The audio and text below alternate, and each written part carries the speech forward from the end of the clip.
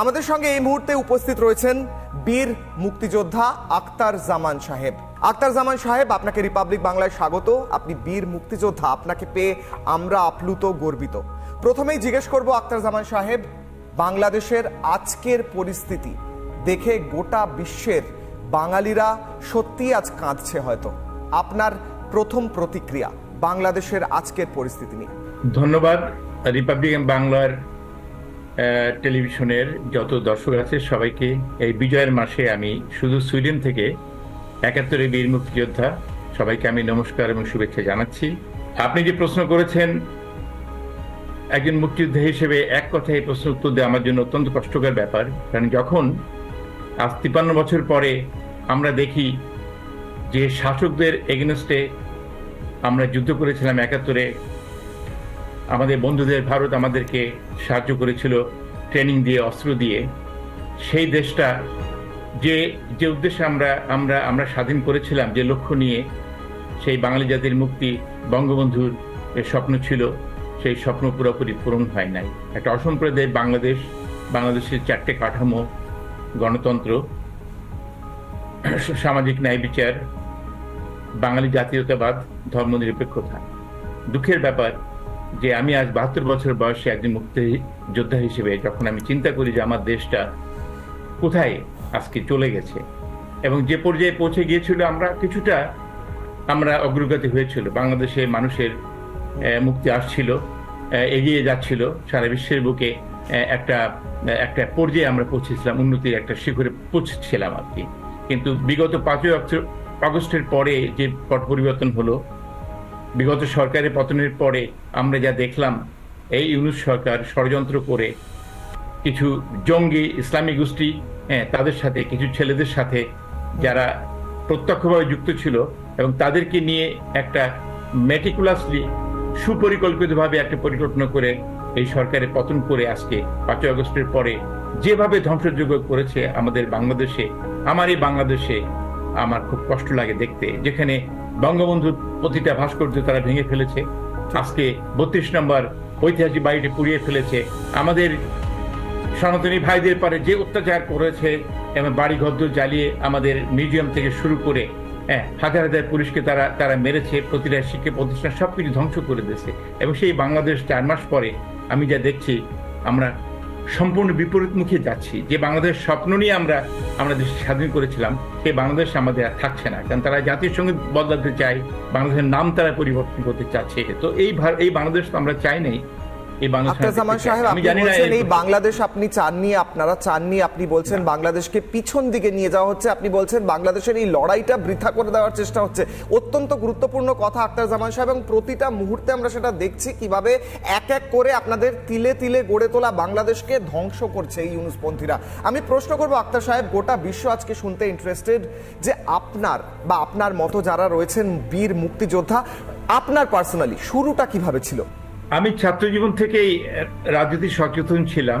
বাংলাদেশে ঐতিহ্যবাহী ছাত্র সংগঠন বঙ্গবন্ধু হাতের গড়া ছাত্রলীগ, যাকে নিষিদ্ধ করা হয়েছে, আওয়ামী লীগ এবং ছাত্রলীগ যে ঐতিহ্য ছিল বাংলাদেশে, যাদের হাত ধরেই বাংলাদেশ স্বাধীন হয়েছে, আমি সেই ছাত্রলীগের ছাত্র জীবন থেকে, তখন আমার বাড়ি যশোরের মাগুরাতে।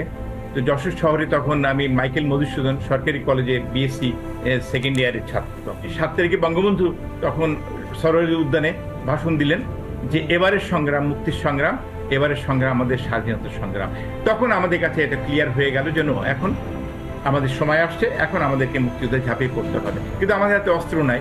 কিছু আনসার পুলিশ এবং কিছু ইপিআরদের হাতে কিছু অস্ত্র ছিল, ৩৩ রাইফেল টাইপের। এটা দিয়ে তো আমরা আর পাকিস্তানি সরকারের এগেইনস্টে সামরিক বাহিনী যুদ্ধ করতে পারবো না। তখন আমরা পরিকল্পনা করে খোঁজ নিয়ে জানলাম যে আমাদের রাজনৈতিক নেতারা ভারতে চলে গেছেন, আমরা হচ্ছে ট্রেনিং এর জন্য আসছি ভারত সরকারের কাছে, আমাদেরকে কারণ কেউ কিছু বলতেছে না। তখন ওনার সঙ্গে দেখা করলাম, তখন এক দাদা বললেন যে এরকম আপনাদের একটা এমপি সাহেব এখানে আছেন, তো ওনার সঙ্গে যোগাযোগ করেন। উনি মানে ছাত্রদেরকে রিক্রুট করতেছেন যারা জয়মেলা থেকে আসছে আর কি। তো ওনার সঙ্গে যোগাযোগ করার পর উনি বললেন যে হ্যাঁ, তোমাদেরকে একটা স্পেশাল বাহিনী, BLA Bangladesh liberation force, Mujib বাহিনী, যেটা বঙ্গবন্ধুর নিজস্ব নেতৃত্বে 4 জন ছাত্র নেতাকে দিয়ে অলরেডি অ্যাডভোকেট চিত্তরঞ্জন সুদার নাম করে বঙ্গবন্ধুর কাছে সহযোগী উনি ভারতে পাঠিয়ে দিয়েছেন অলরেডি আর কি। বঙ্গবন্ধু মন্ত্রী হওয়ার আগেই এই পরিকল্পনা ছিল আগের থেকে যে একটা বাহিনী করতে হবে, শিক্ষিত একটা বাহিনী, যেটা হবে বিএলএফ, মুজিব বাহিনী নাম। তো ভারত সরকারের সাথে মানে অলরেডি সেই হলো শুরু, বাংলাদেশ লিবারেশন ফোর্সের সেই শুরু তাহলে আপনাদের হাত ধরে। হ্যাঁ, শুরুটা হলো। হ্যাঁ, আমরা ট্রেনিং এ গেলাম, ওইখান থেকে রিক্রুট হয়ে আমরা প্রথমে গেলাম শিলিগুড়িতে, এক সপ্তাহ ট্রানজিট ক্যাম্পে ছিলাম। এরপর আমাদের উত্তরপ্রদেশে রাশিয়ান প্লেনে নিয়ে যাওয়া হলো সারেংপুরে। ওইখান থেকে আমরা ভারতীয় সেনাবাহিনী মিলিটারি ট্রাকে করে আমরা চলে যাই দেরাদুনের টান্ডুয়া নামে একটা গেরিলা ক্যাম্পে। আমাদেরকে তখন 15 মাস মতো আমাদেরকে অত্যাধুনিক গেরিলা ট্রেনিং দেওয়া হয়, এবং এর দায়িত্ব ছিল ওভান সিং ছিল দায়িত্বে। তো ট্রেনিং এর পর আমরা ফেরত আসার পর ব্যারাকপুরে কিছুদিন থাকি। থাকার পরে তখন বাংলাদেশের ভিতরে কঠিন অবস্থায় চলছে, প্রতিটা জায়গায় পাকিস্তান বাহিনী মানে চরমভাবে মানবেন এই যে আজকাল বলা হচ্ছে ভারত নাকি বাংলাদেশের মানুষের বিরোধী বা ভারত নাকি হিংস্র শত্রু, কিন্তু সেই সময় ভারতই তো দাঁড়িয়েছিল বাংলাদেশের মানুষের পাশে, বাঙালির পাশে। ভারত, দাদা শোনেন, ভারত, আমি একটা ইতিহাস, জীবন্ত ইতিহাস মুক্তিযোদ্ধা, আমি বলছি, আমার বয়স 72 বছর। আমার নিজের চোখে দেখা, ছাত্র রাজনীতি করে আসছি, মুক্তিযুদ্ধে অংশগ্রহণ করেছি। ভারতের সহযোগিতা সারা জীবন আমরা কৃতজ্ঞতার সাথে স্মরণ করব।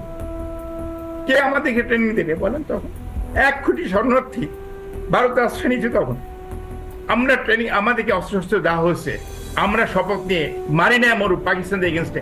আজকে যদি 9 মাসের যুদ্ধে যদি ভারত আমাদেরকে পাশে আসে না দাঁড়ায়, তো শেষের দিকে এসে আমাদের কবে আমরা মুক্তিযুদ্ধে আমরা দেশ স্বাধীন করতে পারতাম আমরা জানি না। যারা গুলি খেয়েছে, যাদের হত্যা করা হয়েছে, যাদের ধর্ষণ করা হয়েছে, তারা তো হিন্দু মুসলমান নির্বিশেষে বাঙালি ছিল। তাদের মধ্যে তো হিন্দু সবাই প্রত্যেকে বাঙালি, হিন্দু মুসলমান নির্বিশেষে হত্যা করা হয়েছে। আজ কি মুসলমান ভাইয়েরা ভুলে গিয়েছে, যারা এই মুহূর্তে পাকিস্তান প্রেম দেখাচ্ছে বাংলাদেশে দাঁড়িয়ে, তারা কি ভুলে গেছে যে তাদের ওপর, তাদের পূর্বপুরুষের ওপর, তাদের মা বোনেদের ওপর, তাদের ঠাকুমার ওপর কি অত্যাচার চালিয়েছে খান সেনারা, পাকিস্তানি সেনারা?